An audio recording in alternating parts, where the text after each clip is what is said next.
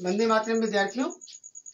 तो हम ईश्वर से प्रार्थना करते हैं कि आज का दिन आपका अच्छा बीता होगा या आने वाला समय आपके लिए अच्छा बीते।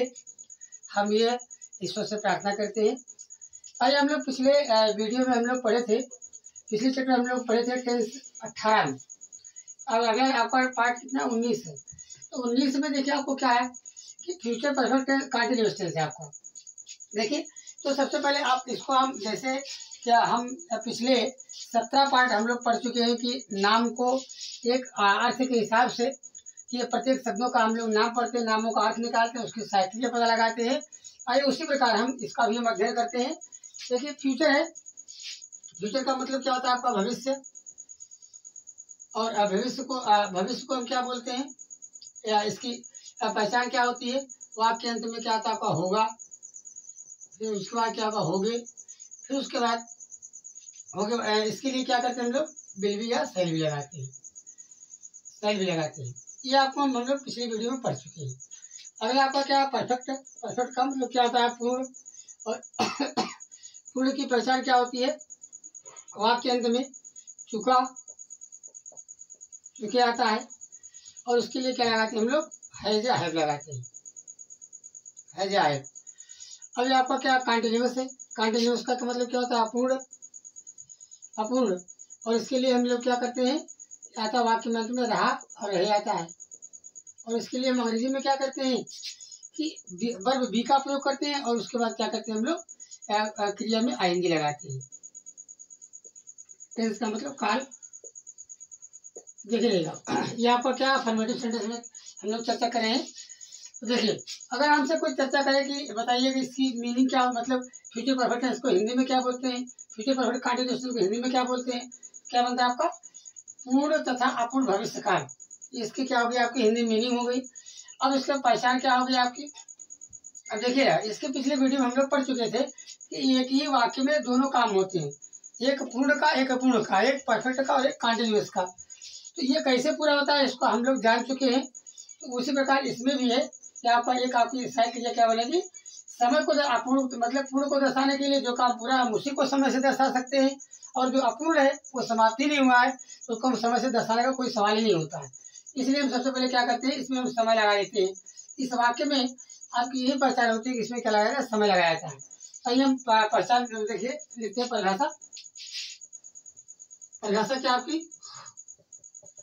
जो कार्य भविष्य काल में पूर्ण तथा अपूर्ण हो, पूर्ण तथा अपूर्ण दोनों हो, और उसके साथ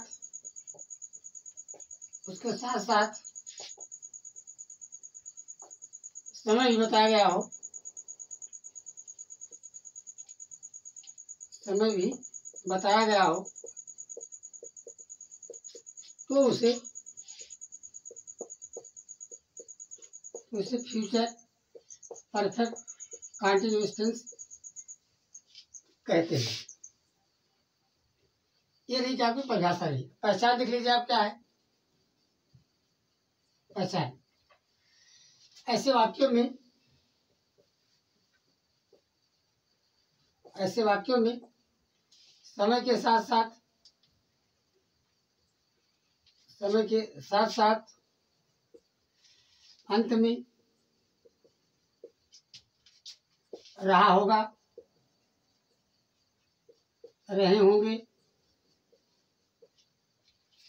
आदि आता है।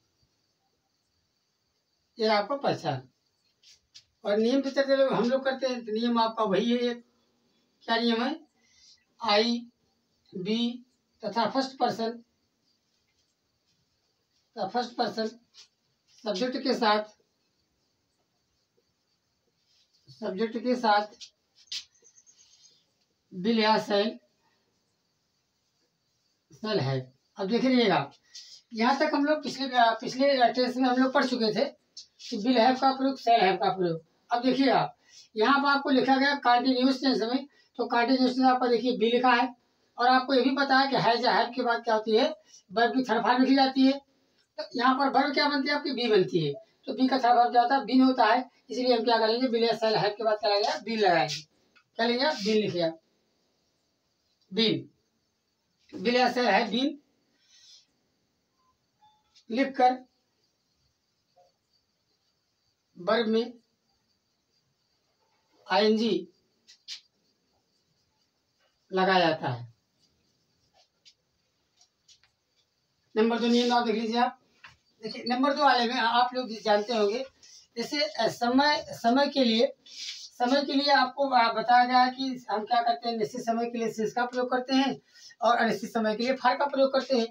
ये इस नियम को हम लोग चर्चा कर चुके हैं पहले बार। लेकिन आप जरा आप सोचिए कि जब कोई काम आने वाले समय में हो और आने वाले समय में क्या हो, पूर्ण भी हो अपूर्ण भी हो। अब आप बताइए, अगर वर्तमान में कोई काल हो, पूर्ण हो अपूर्ण, हम तो क्लियर कर देते हैं, हम देख सकते हैं अपने आँख से कि काम हो रहा है कि नहीं हो रहा है। लेकिन आने वाले समय में काम पूरा भी हो अधूरा भी हो, तो हम ये निश्चित नहीं कर पाते कि काम आने वाले समय में पूरा भी होगा और अधूरा भी रहेगा, अपूर्ण भी रहेगा। तो अब क्या होता है कि हम आने वाले समय में हम लोग क्या करें, निश्चित नहीं कर पाते हैं कि क्या है, मतलब क्या है कि समय निश्चित है कि अनिश्चित है। इसलिए जहाँ तक मेरा विचार है, अब आप लोग अपना विचार कमेंट करके जरूर बताइएगा कि जहाँ तक मेरा विचार है कि ऐसे वाक्यों में जैसे आपको निश्चित समय के लिए सिंस और अनिश्चित समय के लिए फॉर का प्रयोग किया जाता है। लेकिन आप अपना कमेंट करके बताइए, जो हम लोग देख नहीं सकते हैं हम कैसे बता सकते हैं कि वो काम निश्चित समय में पूरा होगा कि नहीं पूरा होगा। इसलिए जहाँ तक मेरा विचार है, हम चाहे काम आपका निश्चित हो चाहे अनिश्चित हो, कि दोनों जगह वैसे उचित ये है कि हम फॉर का ही प्रयोग करें। लेकिन ये कि किताबों में यही मिलता है कि फॉर का भी प्रयोग करते हैं, सिंस का भी प्रयोग करते हैं। लेकिन इस बात को कमेंट करके जरूर आप बताइएगा, हम आपसे रिक्वेस्ट करते हैं। क्योंकि हाँ, तो देखिए, तो अब अगर नियमता पालन किया जाए तो हम लोग अपने बुजुर्गों को देख करके हम वही करते हैं। क्या है कि निश्चित समय के लिए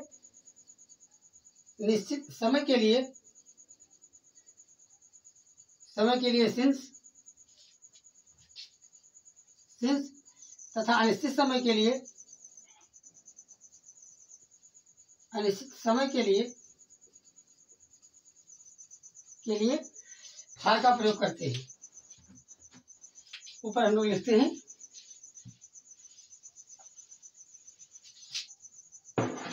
अनिश्चित समय के लिए फॉर का प्रयोग करते हैं।